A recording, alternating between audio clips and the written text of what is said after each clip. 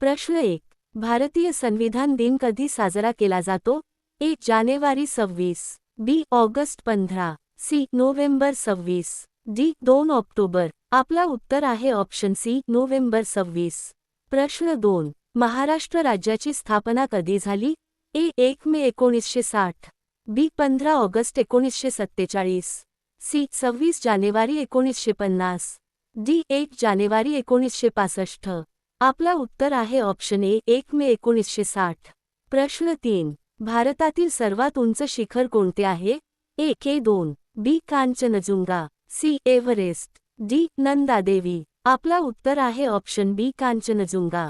प्रश्न 4. महाराष्ट्राची राजधानी कोणती आहे? ए. पुणे, बी. नागपूर, सी. मुंबई, डी. नाशिक. आपला उत्तर आहे ऑप्शन सी. मुंबई.